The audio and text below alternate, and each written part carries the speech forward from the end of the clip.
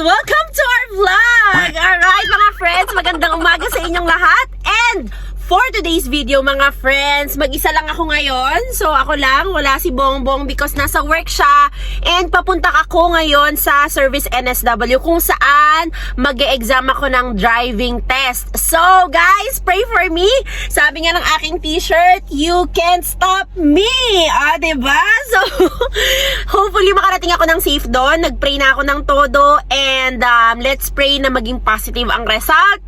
Okay, hindi ako makakapag-vlog while I'm driving kasi alam nyo naman dito sa Australia napaka-stricto, bawal lang nagsi-cellphone kapag nagda-drive. So kailangan ko muna mag-focus, kailangan ko munang maipasa yung exam, and babalitaan ko kayo later kung ano ang resulta.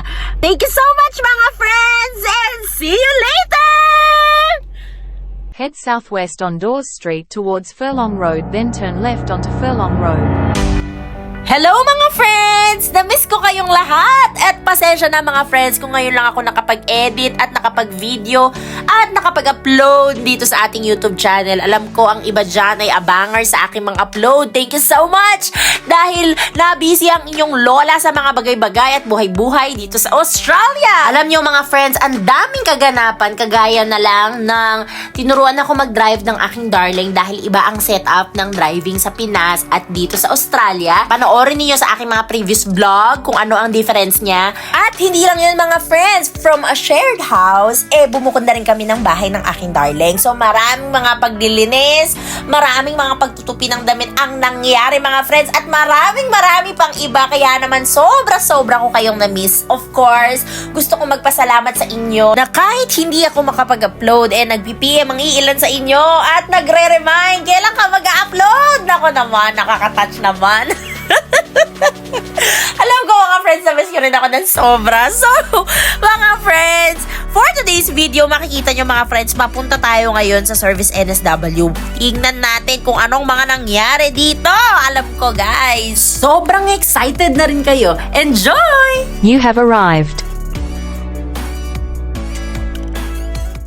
So, kinakabahan na ako mga friends. Let's pray na maging smooth ang exam. So, sa mga hindi nakakaalam mga friends, 3 lang ang ina-allow na mali out of 45 kung di ako nagkakamali. So, hopefully ma-perfect natin siya at walang pagkakamali. And babalitaan ko kayo later kung anong mga kaganapan. Pero for now, pagdasal nyo muna ako, okay? Alright, see you later mga friends!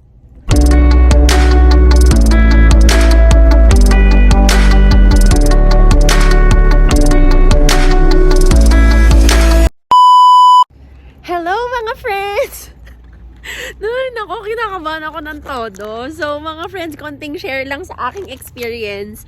So nag-exam na ako kanina, and out of 45, of course, pasado tayo! Pasado tayo mga friends. Naku, ang lamig dito. Pero andito pa rin ako sa NSW mga friends. Mag-isa lang ako. At ito ang nakakashock mga friends ha. Dahil pasado na ako sa exam, masyado silang na-excite. Tomorrow na ang aking oral test naman. So sana, hopefully, by faith talagang mapasa din natin yon. So sige mga friends, uwi na ako!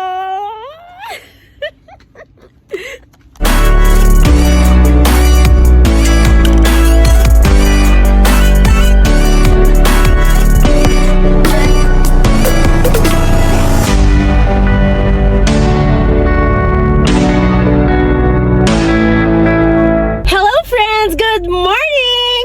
And welcome to our vlog! Nako, this is our day 2 mga friends. Day 2 ko na ng aking driving exam. So yesterday, nag-driving exam ako yung test. And then that's over 45 and we passed. Thank you Lord! And today is our driving oral naman. So ibig sabihin, magdadrive naman ako ng mag-isa kasama ang aking instructor. So i-check niya lahat kung paano yung giveaway ko, yung paano yung pagsunod ko sa traffic lights, yung speed, tapos yung pag-shoulder check, dapat lagi yung ginagawa, no? And kung paano ka mag-drive ng safe. So, I am confident with God's grace, mapapasa ko to ng 1 take. Ngayon, kung wala naman akong doubts na hindi ko to mapapasa because I am with the Lord and I know the Lord will guide me. I just want to share this verse sa inyo na pinost ko earlier. Ang sabi niya doon, do not be afraid for God is with you. Do not be dismayed for God is with you. So, I hope and pray na maging smooth lahat ito. And guys, bibigyan ko kayo ng good news later. Hopefully, by faith, talagang makapasa tayo ng one take lang. So, ready na kayo mga friends? Bye-bye! See you later! So, eto na mga friends, papunta na tayo ulit ngayon sa Service NSW para sa ating second challenge na actual driving test. O di ba mga friends, thank you Lord talaga dahil naipasa natin yung exam yesterday and today another challenge na naman. Naku! Hopefully makuha natin to ng one take. So, ayun na nga mga friends, nakapag-actual driving test na ako at nag-drive na rin ako pa uwi. Pasensya na mga friends, hindi ko na na-capture yung mga bagay-bagay na yun dahil eto na ang mga susunod na nangyari. Hello friends! So, sa sobrang taas ng energy ko friends kanina, ngayon wala na akong energy. So, friends, I just want to inform you that I failed the exam. Actually, not the exam, the oral, yung talagang driving. Siguro kasi, unang-una nag-nervous ako. Ang tagal ko nagda-drive sa Pinas mga friends ha. Nakakarating ako ng Bataan, ng Subic, Manila, madalas Makati. No? So, meaning to say, yun yung lane lagi, right? Diba? Tapos yung passenger seat, lagi siyang nasa left ba or right? Ewan ko, nawala na sa isip ko. Pero, yun, no? Ano bang kinabagsak ko, my friends? Yung parallel parking. Alam niyo ba sa Pinas, hindi naman ako nagpa-park ng parallel. Nako, puro pa atras o kaya paharap. Diba? Tsaka kung may parallel man, hindi ako magpa-park doon. Kasi dito kailangan mo matutunan yon. So, feeling ko, ano ba yung mga reason bakit ako nabagsak? Number 1, ninervous ako. So, dapat next time relax lang. Number 2, dapat talagang mag-prepare ka. Kasi ang nangyari kahapon yung exam ko ng written, pasado. Tapos ngayon na agad yung oral. Alam mo yun, yung parang sabi nila lahat, ang bilis naman. Dapat a week after pa, ganyan. Pangatlo, wag kang sasamalking ka pa sa Tagalog, wag kang gagad, no? Kasi parang alam mo yun, yung dahil gustong gusto ko nang mag-work, gustong gusto ko nang mag-drive, alam mo yun, yung parang ginagawa ko to para makapag-work ako ganito, ganyan, kahit hindi pa talaga ako ready. So, yun. Okay lang yun mga friends. Kasi ganun talaga. Minsan may failure, hindi naman laging success. Pero dun sa failure na yun, dun ka maglo-learn. So, meron akong next exam sa September 4. So, hopefully, napasa na natin yun. Ngayon, kung hindi, okay lang din ulit. Let us try and try. Siguro naman sa maraming try at nakabisado na nila yung mukha ko, hindi na nila ako ibabagsak. So, ayun mga friends, papahinga muna ako kasi yung energy ko biglang bumaba. Pero huwag kayong mag-alala. Life must go on. Diba? The Lord is with us. Diba? And mayroon siyang ways. Mayroon siyang gustong ituro sa atin. Bakit ganito? Bakit inaalaw niya tong mga bagay-bagay? No? So, let's pray na maging smooth yan on September. Pero for now, kailangan ko munang magpahinga at kailangan ko munang mag-aral ulit, no, ng driving exam. Okay? So, sige friends, pahinga muna ako. Bye-bye! Kaboom! O di ba mga friends, kahit anong season ng buhay natin, dapat ay marunong pa rin tayong magpasalamat. Alam nyo mga friends, na-remind lang ako na when the time is right, the Lord will make it happen. O di ba mga friends, konting trivia lang mga friends, kapag ikaw ay may international driver's license kagaya ko, Philippine license dito sa Australia, valid pa ito gamitin ng 3 buwan. Ibig sabihin, pwede ka pang mag-drive dito ng paikot-ikot ng 3 buwan. However, dahil nabagsak ko ang aking driving actual test, na-revoke ang aking Philippine license, kaya naman binigyan nila ako ng learner's plate, which means hindi ako pwedeng mag-drive ng mag-isa. Ay dapat may kasama akong full license, which is ang aking darling. Kaya naman, ako'y nag-aral ng mabuti kung paano ang sistema ng driving dito sa Australia.